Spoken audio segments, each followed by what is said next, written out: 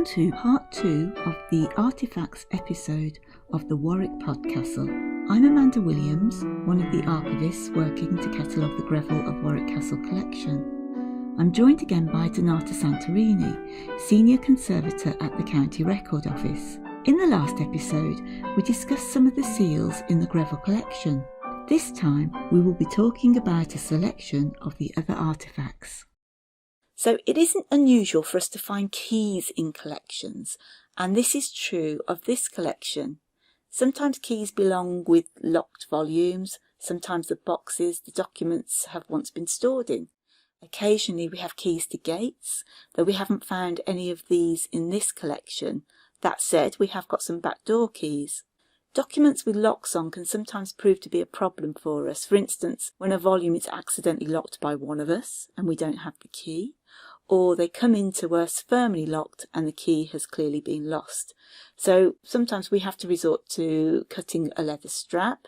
Often it's already cut before it comes to us. We haven't come across any such volume in this collection. On the whole, we box keys in archival storage boxes and leave them with the collection. This is a lovely box, packed with the loose documents at the top and lots of lovely keys all scattered at the bottom. Every bundle of keys has a tag, some made of bone or thin leather or thin cardboard.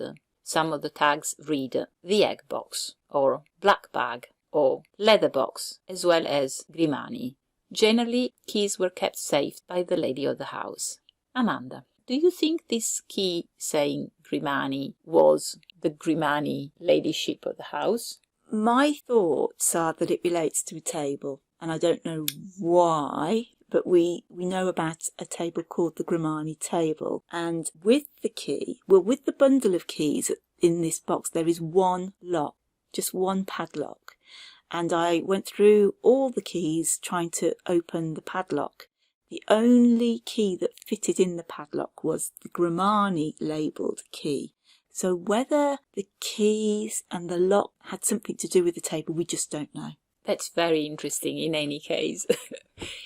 The keys are interesting objects in themselves. The medieval locking mechanism required intricate metal keys patterns. Iron was by far the most popular material for keys, though copper alloy were also used. The keys we have today among the collection are all rather rusty, unfortunately. We will not polish them, but make sure they are kept in the best possible environment to avoid further deterioration. They will be wrapped in conservation-grade tissue and boxed in archival boxes. So we don't really have much more that we can say on keys, so what we're going to do now is move on to our next artefact. It's fairly common in collections such as these, and when I say that I mean landed family collections, to find locks of hair, something which I find entirely disconcerting and almost too personal. If I spend time thinking about it, I do wonder about the ethics of keeping such items. However, clearly the family has taken great care to keep it, so would it be ethical to disregard it? In the Greville of Warwick Castle collection, we have 2 envelopes with hair lockets. They both belong to the same person, as far as we are aware. One is clearly human hair, the other we are in doubt about, and we think this might be some sort of joke. Yeah, I think I agree with you. One is definitely real human hair. It's shiny, very healthy looking. The other one, as the date is the same, looks more like sheep hair. It has a greasiness at the touch, which makes me think of untreated wool, where you can feel the lanolin. I mean, all we actually know about the hair is that it belonged to somebody called Podderly.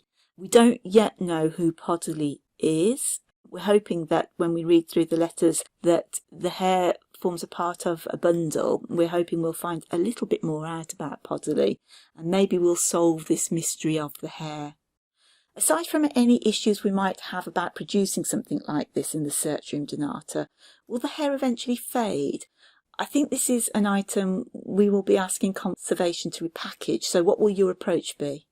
Hair is made up of a protein known as keratin, which is very resistant to decomposition. But hair is very sensitive to light and especially to humidity.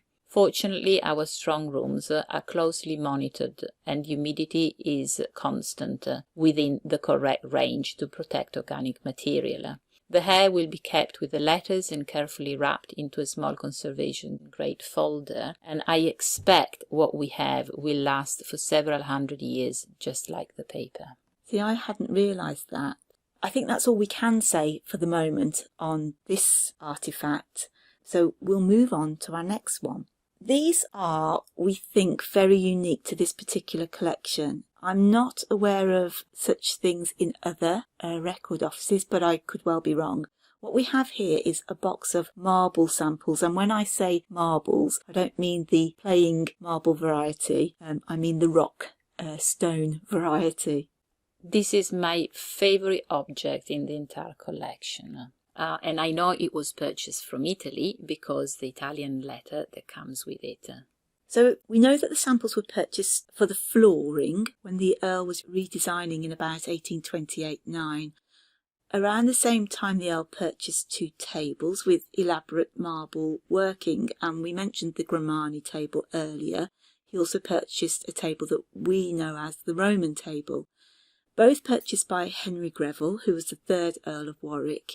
I believe that when he purchased the Grimani table in 1830, he only purchased the table top. The legs were retained by the Grimani family, and a replica tabletop was added to save face.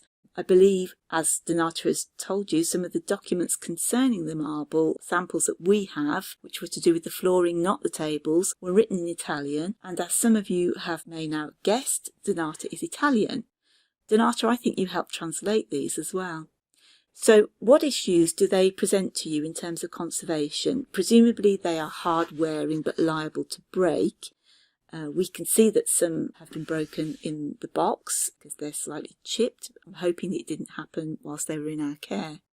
The selection of marbles, 120 to be exact, of which today we have 113, is just stunning. We decided to keep them in the original box, but they can only be produced under the supervision of conservation staff. The list within the box gives us the provenance of the marbles. I will read some out for you now. Number 8 is Brocatello di Siena. Number 10, Paesino di Rimaggio. Number 22, Grigiato d'Arno. Number 19, Breccia di Rimini.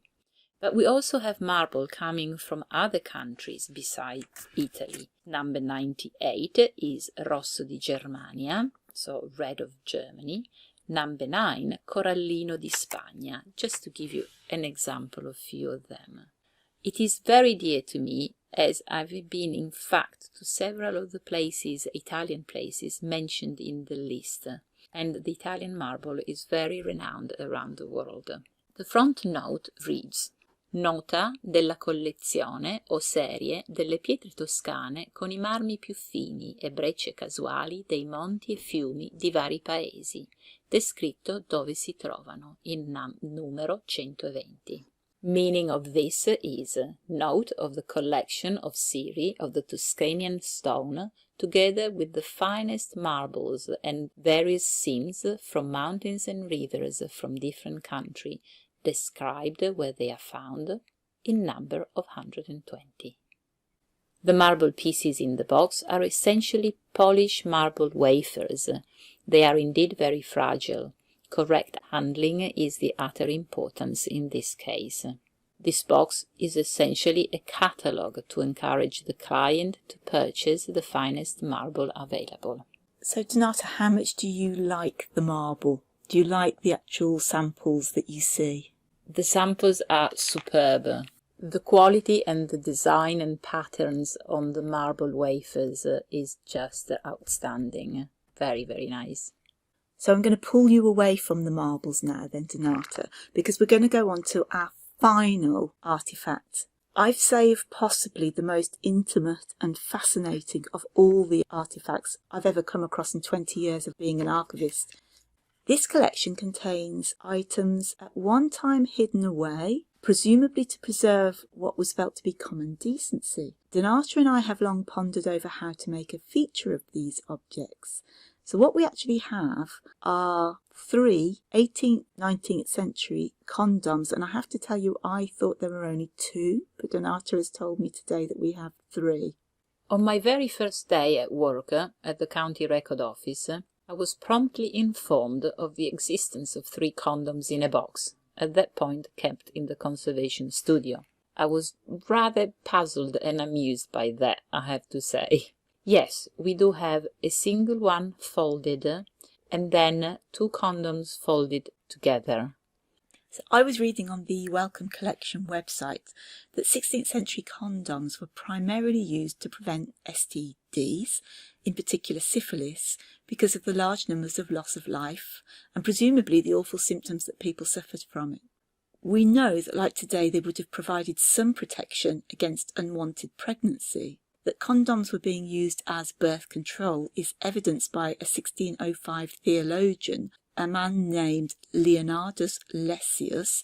He published a pamphlet called, and I'm not going to get this right, but I'm going to try, De Justia et Jure, which I think means on justice and law. Now, he was a Flemish theologian. He condemned condoms as being immoral. By the 18th century, condoms were not only disapproved of by the church, but perhaps surprisingly the medical profession, as the thinking was that they belonged in the spheres of philanderers, prostitutes and the immoral. Regardless of the disapproval of church and the medical profession, the middle and upper classes kept up the demand for condoms. However, they were too expensive for the working classes. According to the Wellcome Collections website, there were 2 main providers of condoms in the 18th century, and interestingly, both were women, Mrs. Phillips and Mrs. Perkins. But it was possible to also make your own, DIY. They are said to have been also sold in pubs, barbershops, chemists, open-air markets, and at the theatre throughout Europe and Russia. Early condoms, and I think when we're talking about early condoms in Europe, we're talking about the 16th century, although it is known that some form of condom was used in the ancient world before, tended to be made of linen treated with a chemical.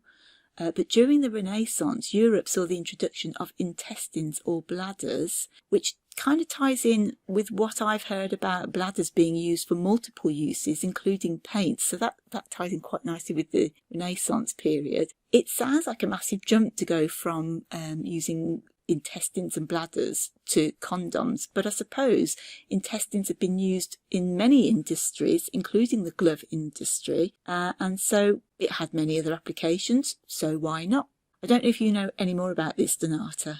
Amanda, I think you're very well informed.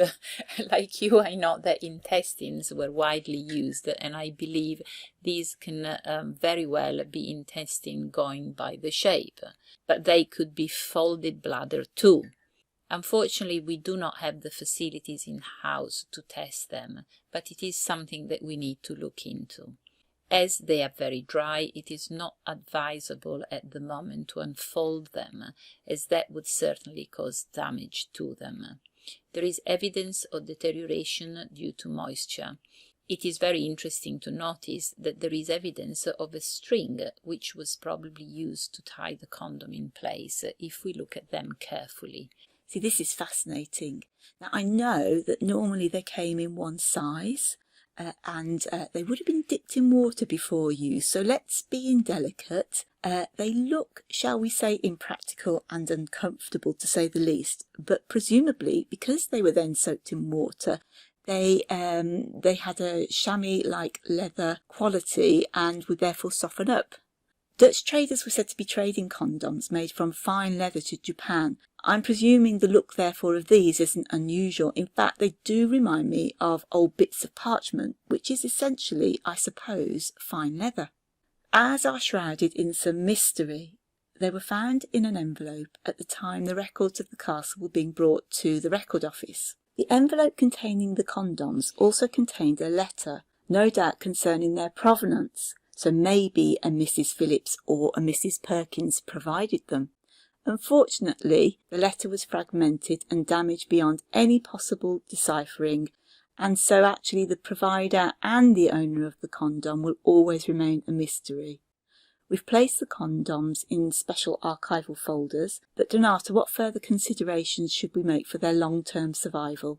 I believe that for now they are kept as best as we can. The clear polyester pockets protect them but allow handling and viewing without directly touching them. They are also kept inside an archival grade envelope and inside an archival box in our strong rooms. As soon as we will do more research, or if we find any more information hidden in the collection papers, we will certainly keep everyone informed. It would be absolutely fantastic if we found out whether objects such as these are to be found in other archival collections. We know there are some in museums, but for now, that's the end of our discussion on condoms. It's also the end of our session on artefacts. So I'd like to thank Donata for being here with me to discuss some of the artefacts that we have, and I'd also like to thank you for listening. And thank you, Amanda, for all your research. It was absolutely fantastic.